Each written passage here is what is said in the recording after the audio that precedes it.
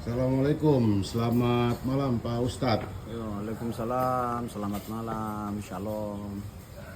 Ya, menurut Pak Ustadz, perkembangan politik di Papua, Provinsi Papua khususnya, kemudian terkait dengan beberapa putra-putra terbaik Papua yang maju sebagai calon gubernur dan wakil gubernur.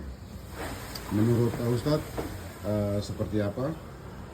Ya, kalau sesuai dengan Undang-Undang Otonomi Khusus, mungkin untuk gubernur dan wakil gubernur itu memang harus dibuktikan dengan keaslian orang Papua. Tapi di beberapa kota itu kan ada wali kota, calon wakil wali kota. Ini sudah masyarakatnya majemuk ya.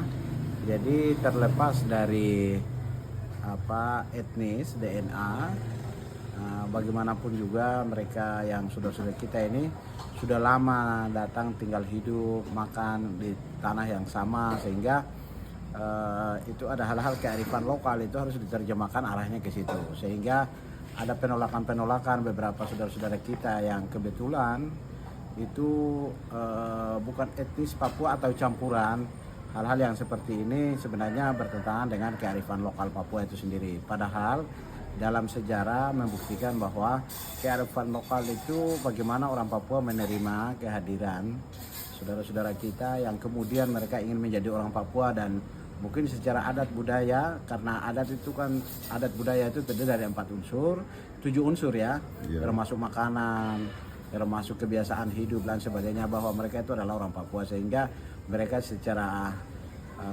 alamiah, secara adat budaya diterima dan sebagai bagian dari, tidak terlepas integral ya dari etnis Kepapuaan itu sendiri. Itu yang mungkin perlu ada kearifan lokal yang kemudian itu pergeseran makna kearifan lokal ini harus diterjemahkan bahwa secara alamiah. Jadi kalau di dalam fikih itu ya, usul fikih atau filsafat hukum Islam itu, asal usul segala sesuatu itu adalah ibaha atau mubah, boleh, tetapi kemudian hukum mengatur. Nah, karena adat budaya Papua itu sifatnya adalah ibaha atau boleh dan bisa menerima, dan itu menjadi bagian dari masyarakat adat Papua.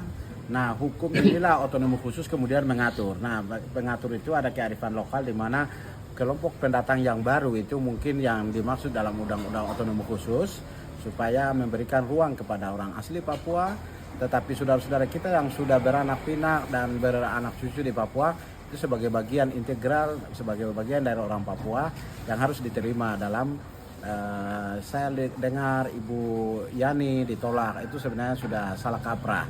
Menerjemahkan Undang-Undang Otonomi Khusus secara serampangan itu juga tidak boleh, tapi kita lihat bahwa ada unsur aspek di sini, ada aspek equality, humanity, liberty, dan solidarity. Jadi ada aspek kemanusiaan, ada aspek kebebasan, persamaan hak, kemanusiaan, ada aspek kebebasan dan lain sebagainya. Ini saya pikir tanpa harus diungkapkan, orang Papua sudah memiliki penghayatan itu secara alamiah, sehingga proses ini berjalan baik. Nah, secara politis orang melakukan penolakan itu segala macam, itu juga mungkin karena secara politis, mungkin karena mereka ingin tapi itu lebih bagus dalam nuansa demokrasi. Itu harus kita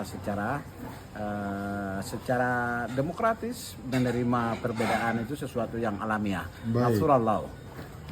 Bagaimana menurut Pak Ustadz calon-calon putra-putra terbaik kita seperti Bapak Paulus Waterpau, kemudian Bapak Matias Fakiri, kemudian di situ juga ada Pak Tony Wanggai dan juga Pak Yan Mandenas dan juga Tommy Mano. Bagaimana menurut Pak Ustadz? Ya, menurut saya beliau ini adalah putra-putri terbaik Papua, apalagi Pak Paulus Waterpau, Jenderal Bintang 3, putra pertama dari Papua dari kepolisian.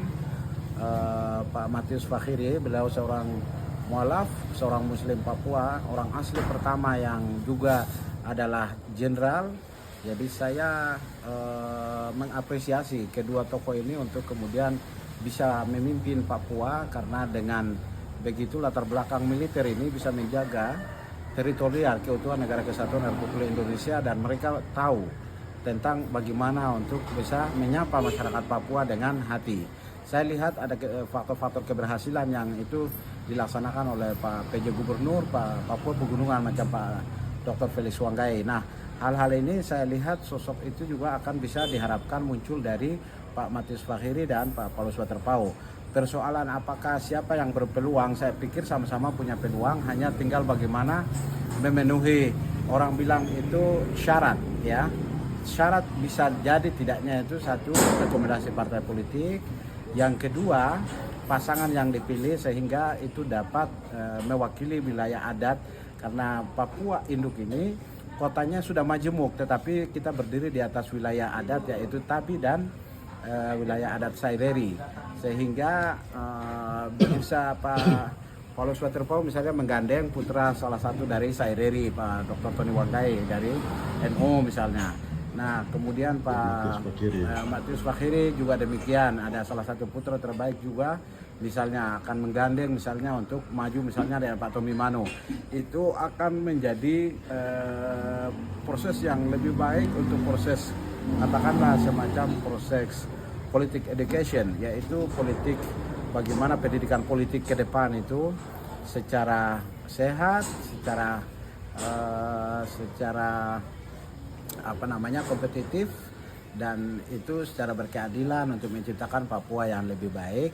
Saya pikir dua sosok ini punya kans yang sama-sama masing-masing cukup besar, dan beliau diantara salah satu kalau terpilih itu mereka kemenangan bersama. Itu yang mungkin saya harapkan, tapi secara pribadi saya mendukung semua pihak yang saat ini siapapun yang bisa memenuhi tadi, yang terutama adalah syarat.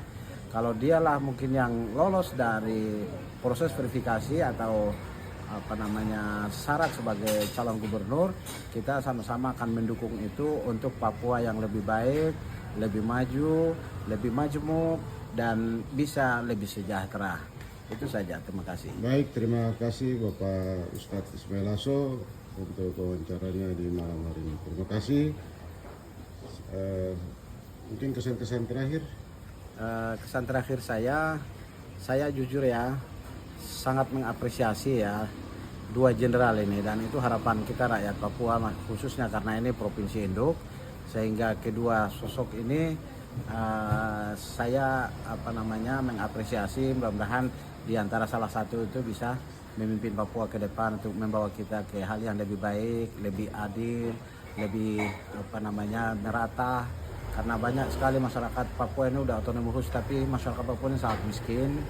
Oleh sebab itu kita berharap kedua jenderal ini bisa membawa perubahan-perubahan itu supaya lebih kepada keadilan ekonomi, terutama pendidikan, kesehatan. Dan saya berharap pendidikan di Papua ini harus tanpa biaya, dipungut biaya. Bisa pendidikan itu seluruh gubernur, seluruh 5 gubernur, seluruh para bupati, wali kota membebaskan biaya pendidikan, karena itu tolak ukur dasar maju tidaknya sebuah bangsa itu pendidikan. Jadi pendidikan, semua biaya pendidikan dibebaskan dari sekolah dasar sampai SMA, itu harapan saya.